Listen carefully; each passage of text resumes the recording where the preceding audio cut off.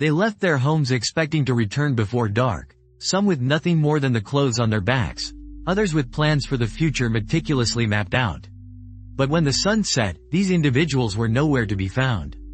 No phone calls, no notes, not a single clue left behind. In towns across America, families still leave porch lights burning, hoping that someone will walk through the door decades after they vanished. Tonight, on Chilling Mysteries, we're diving into the most haunting cold cases of disappearances that have baffled investigators for generations. These are the stories that keep detectives awake at night, the ones that refuse to be silenced, the ones that have become legends whispered in the shadows. Welcome to Vanished Without a Trace, the haunting cold cases no one can solve. Let's start in the heart of Colorado, in the eerie remains of Cripple Creek, a gold rush town that once pulsed with fortune seekers, gamblers, and outlaws.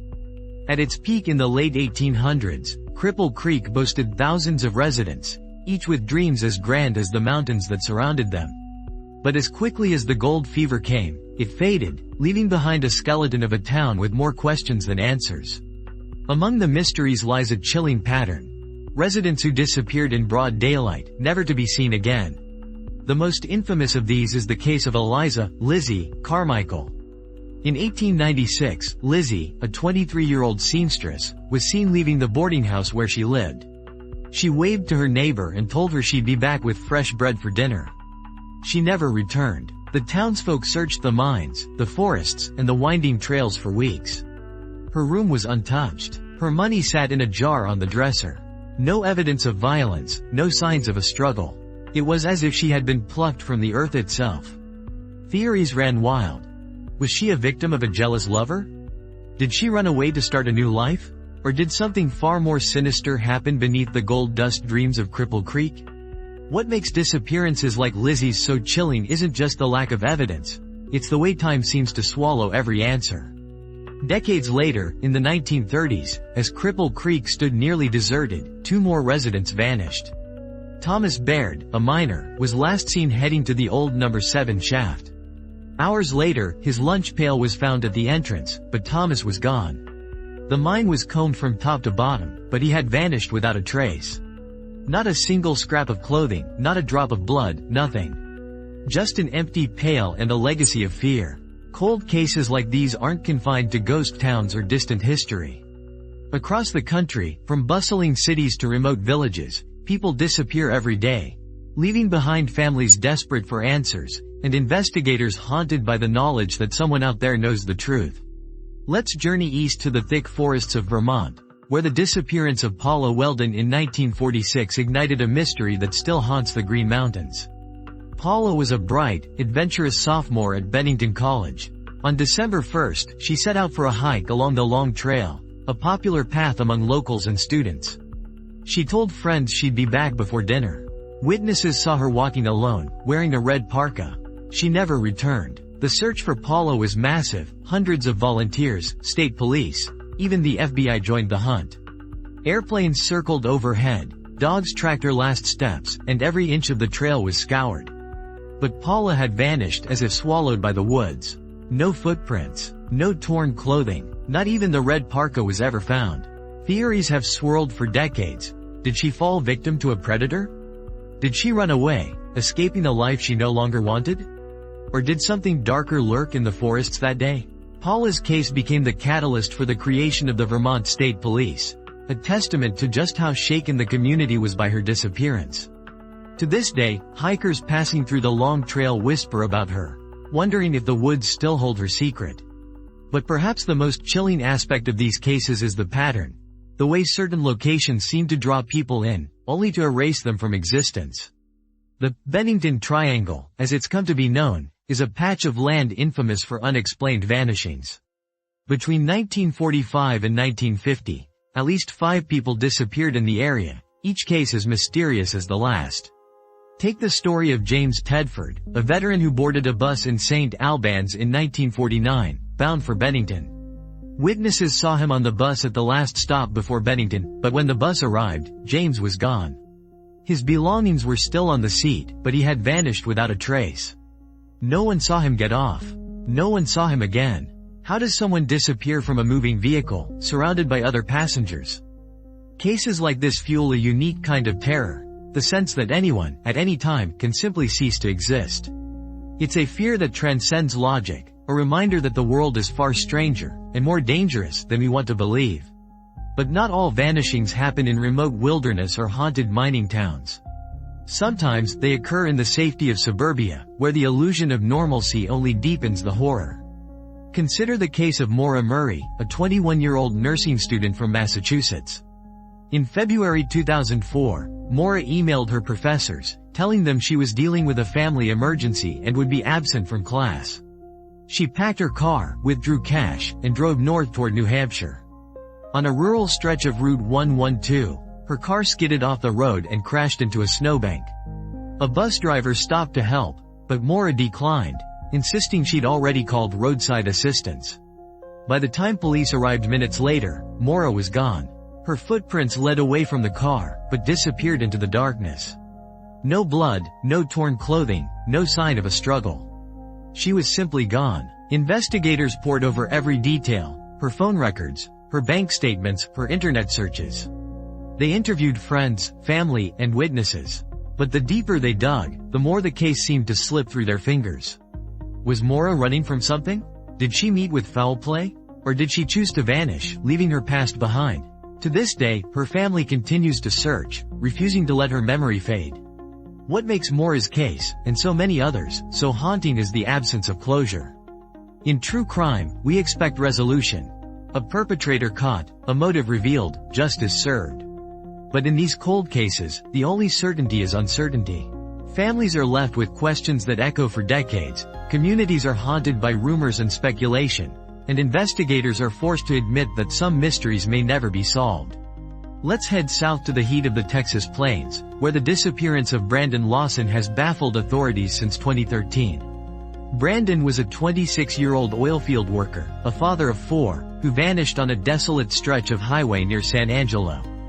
On the night of August 8, Brandon left his home after a heated argument with his girlfriend. He called his brother, saying he had run out of gas. Minutes later, he frantically dialed 911, telling the dispatcher he was being chased. When police arrived, Brandon was nowhere to be found. His truck was abandoned, keys and wallet left inside.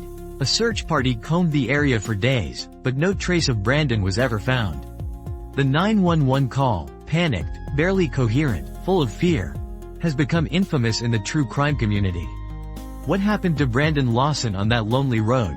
Was he a victim of foul play? Did he stumble into the wilderness and succumb to the elements?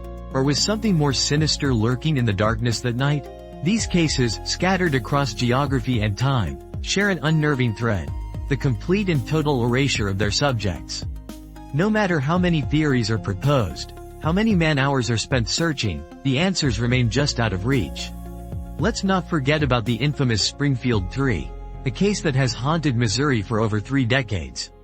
On June 7, 1992, friends Susie Streeter and Stacy McCall returned to Susie's home after attending their high school graduation. Susie's mother, Cheryl Levitt, was also home. The next morning, all 3 women were gone. The house was undisturbed. Purses, keys, and cars remained. The only clue was a broken porch light and a message on the answering machine that police would later describe as strange. The investigation into the Springfield 3 was exhaustive. Police interviewed hundreds of people, searched nearby forests, drained ponds. Psychics were brought in, tips poured out, and every possible theory was considered, from abduction by a stranger to an elaborate runaway scheme. Yet, not a single shred of physical evidence has ever surfaced. No bodies, no confessions, no closure. The Springfield 3 joined the ranks of America's most haunting cold cases, not because of what investigators found, but because of what they didn't. The idea that 3 people could disappear from their own home, leaving no trace, is a nightmare that still grips the city of Springfield. Cold cases like these fascinate us because they challenge everything we think we know about crime and justice. They defy easy solutions, resist the clear-cut narratives we crave. They remind us that, sometimes, evil operates in silence, leaving behind only questions, fears, and the relentless ache of hope. But for every case that goes cold, there are families who refuse to give up. There are detectives who spend their entire careers chasing ghosts, sifting through old files, hoping that a single overlooked clue will finally crack the case. And sometimes, decades later, new technology or a fresh set of eyes brings answers, if only partial ones. Take the example of Amy Lynn Bradley, who vanished from a cruise ship in 1998. Amy was 23, enjoying a vacation with her family in the Caribbean. She was last seen early in the morning, sitting on her cabin's balcony. When her family awoke, she was gone. The ship was searched from top to bottom. No sign of Amy. Over the years, there have been alleged sightings of her in various countries, suggesting she may have been abducted and forced into trafficking. But nothing has ever been confirmed, and her family continues to search, clinging to hope. Or consider the mysterious disappearance of Brian Schaefer, a medical student at Ohio State University. In April 2006, Brian went out with friends to celebrate spring break. Security cameras captured him entering the Ugly Tuna Saloon, a popular bar near campus. But despite combing through hours of footage, investigators never saw him leave. It was as if he had vanished inside the bar, leaving behind stunned friends and a devastated family. What ties these cases together isn't just the mystery, it's the impact. Lives interrupted, families transformed into amateur detectives, towns forever changed by the specter of unsolved crime. The stories become legends, passed down through generations, each retelling adding new layers of fear and speculation. And yet, the human element remains at the center of every cold case. Behind the headlines and the theories are real people, mothers, fathers, sons, daughters, whose lives are defined by loss and longing. For them, the uncertainty is a wound that never heals. It's this emotional core that makes true crime so compelling. The hope that, one day, someone will come forward. That a single phone call, a forgotten letter, or a new witness will finally bring the answers that have eluded justice for so long. That closure, however painful, is still possible. But as much as we crave resolution, these stories remind us that the world is full of secrets. That beneath the surface of everyday life, darkness can lurk, waiting to swallow the unsuspecting. That, sometimes, the only thing left behind is a mystery. As we explore these chilling cases, it's important to remember the people at their center. Not just names on a missing person's flyer, but individuals whose stories deserve to be told. By keeping their memories alive, by refusing to let their stories fade into obscurity, we honor their lives, and keep the hope of answers alive. If you know something about any of these cases, or if you have a theory that's never been heard, don't stay silent. Even the smallest detail can make a difference. For those who have vanished without a trace, the search for truth never ends. Thank you for joining us tonight on Chilling Mysteries. If you found these stories as haunting as we do, make sure to subscribe, share your thoughts in the comments, and let us know which cold cases keep you awake at night. Until next time, stay curious, stay vigilant, and remember, the most chilling mysteries are the ones that remain unsolved.